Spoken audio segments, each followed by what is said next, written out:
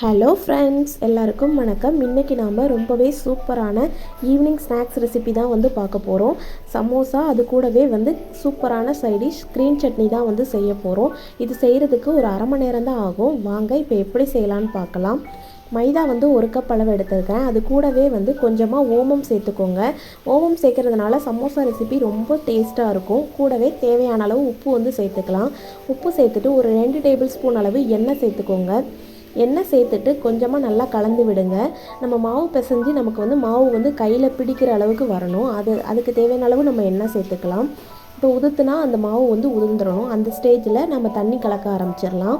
தண்ணி வந்து கொஞ்சம் கொஞ்சமாக சேர்த்து கலந்து மிக்ஸ் பண்ணி எடுத்துக்கோங்க.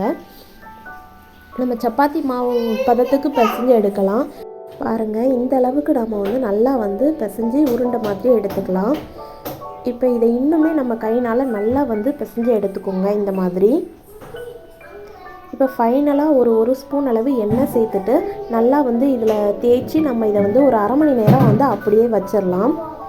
இப்போ இந்த கேப்பில் நாம் வந்து சமோசாவுக்கு உள்ளே வைக்கிற அந்த ஸ்டஃபிங் வந்து செஞ்சிடலாம். அதுக்கு இப்போ ஒரு பேனில் 1 ஸ்பூன் அளவு எண்ணெய் சேர்த்துக்கலாம். எண்ணெய் சூடானதுக்கப்புறமா ஜீரகம், அது கூடவே வந்து மல்லி விதைகள் வந்து ஒரு அரை ஸ்பூன் வந்து சேர்த்துக்கலாம்.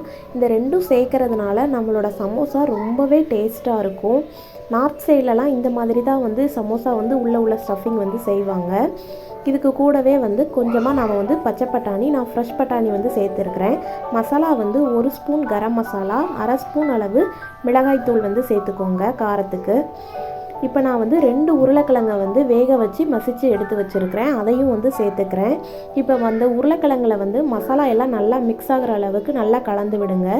கூடவே கொஞ்சமாக கஸ்தூரி மேத்தி வந்து கசக்கி சேர்த்துக்கலாம். இதனால் இன்னுமே வந்து ரொம்ப டேஸ்ட் வந்து நமக்கு இருக்கும். இப்போ வந்து நான் உருளைக்கிழங்கை வந்து உப்பு போட்டு தான் வேக வச்சேன். இருந்தாலும் இன்னும் கொஞ்சம் வந்து உப்பு தேவைப்படுது. அதனால் நான் கொஞ்சம் உப்பு சேர்த்துக்கிறேன். இப்போ இதை நல்லா வந்து மிக்ஸ் பண்ணி எடுத்துக்கலாம். அவ்வளோதான், நம்மளோட ஸ்டஃபிங் வந்து ரெடி ஆகிடுச்சு. நம்ம உருளைக்கிழங்கு வேக வைக்கிறது தான் டைம். அவ்வளோதான், ஈஸியாக வந்து ஸ்டஃபிங் வந்து செஞ்சிடலாம். இப்போ பாருங்கள், நம்ம வந்து சமோசா சீட் வந்து செஞ்சிடலாம். நம்ம பிசைஞ்சு வச்சுருக்க மாவை நல்லா வந்து நமக்கு எவ்வளோ தேவையோ அந்த அளவுக்கு வந்து பால் சைஸில் நம்ம வந்து எடுத்துக்கலாம். நான் வந்து கொஞ்சமாக தான் வந்து இன்றைக்கி செய்கிறேன். 2 பகுதியாக நான் என்னோடய மாவை வந்து பிரித்து இந்த மாதிரி நல்லா உருட்டி எடுத்துக்கலாம். இப்போ நம்ம சப்பாத்தி மாவு தேய்க்கிற மாதிரி நல்லா வந்து தேய்ச்சி எடுத்துக்கலாம். நம்மளோட அந்த தேய்க்கிற போது ரொம்ப வந்து லேஸாக இல்லாமல் கொஞ்சம் திக்காக வந்து நம்ம வந்து தேய்ச்சி எடுத்துக்கலாம். பாருங்கள், இப்போ நல்லா தேய்ச்சி எடுத்தாச்சு. நம்ம தேய்ச்சி எடுத்ததுக்கப்புறமா இதை வந்து ஒரு 2 பார்ட்டாக நம்ம வந்து பிரிச்சிடலாம். ஒரு கத்தி வச்சு லைட்டாக வந்து கோடு போட்டோம் அப்படின்னாலே பிரிஞ்சு வந்துடும். இப்போ நாம் சமோசா வந்து செய்ய ஆரம்பிச்சிடலாம். இப்போ நம்ம 2 ஓரங்களையும் இந்த மாதிரி சென்டரில் மடிச்சிடலாம். மடிச்சுட்டு மேலே இருக்க கூம்பு பகுதியை நல்லா வந்து மடித்து விட்டுறலாம். இப்போ இது ஒட்டுறதுக்கு வந்து லைட்டாக தண்ணி வந்து கையில் தொட்டுட்டு அந்த ஓரங்களில் தேய்ச்சோம் அப்படின்னாலே நல்லா வந்து ஒட்டிக்கும். இப்போ நாம் உள்ளே வந்து இந்த ஸ்டஃபிங் வந்து வச்சிடலாம். பாருங்கள், எவ்வளோ ஸ்டஃபிங் தேவையோ அதுக்கேற்ற மாதிரி உள்ளே வச்சுக்கோங்க.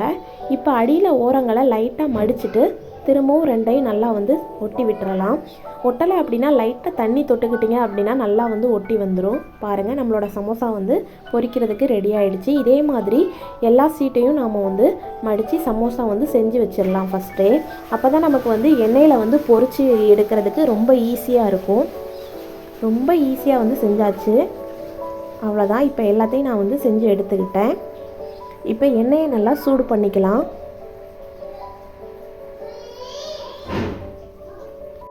எண்ணெய் வந்து சூடானதுக்கப்புறமா மிதமான தீயில் வச்சுட்டு தான் நாம் வந்து இதை வந்து பொரித்து எடுக்கணும். இப்போ நல்லா 2 பக்கமும் திருப்பி எடுத்துக்கலாம். நல்லா வந்து 2 பக்கமும் கோல்டன் ப்ரௌன் கலர் அளவு வரணும். பாருங்கள், நம்மளோட சமோசா சூப்பராக ரெடி ஆகிடுச்சு. ரொம்ப டேஸ்ட்டாக இருக்கும். நீங்களும் ட்ரை பண்ணி பாருங்கள்.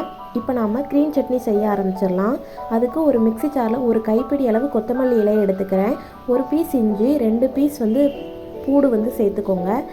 கொஞ்சமாக வந்து சர்க்கரை வந்து நான் வந்து சேர்த்துருக்கிறேன். சர்க்கரை இல்லை அப்படின்னா சீனி வந்து நீங்கள் சேர்த்துக்கோங்க. கூடவே வந்து கொஞ்சமாக புளி, 2 மிளகாய் வந்து சேர்த்துக்கிறேன். தேவையான அளவு உப்பு சேர்த்துட்டு இப்போ இதை நல்லா ஃபைன் பேஸ்ட்டாக அரைச்சி எடுத்துடலாம். அவ்வளோதான், நம்மளோட க்ரீன் சட்னி சூப்பராக ரெடி ஆகிடுச்சு. க்ரீன் சட்னி செய்கிறது ரொம்பவே ஈஸி தான். பாருங்கள், நம்மளோட ஈவினிங் ஸ்நாக்ஸ் சுட சுட சமோசா, சூப்பரான க்ரீன் சட்னி. நீங்களும் வந்து செஞ்சு பாருங்கள். எப்படி இருக்குன்னு கீழே கமெண்டில் சொல்லுங்கள். இந்த வீடியோ பிடிச்சிருந்ததுன்னா லைக் பண்ணுங்கள், ஷேர் பண்ணுங்கள், மறக்காமல் நம்ம சேனலை சப்ஸ்கிரைப் பண்ணுங்கள். தேங்க்யூ.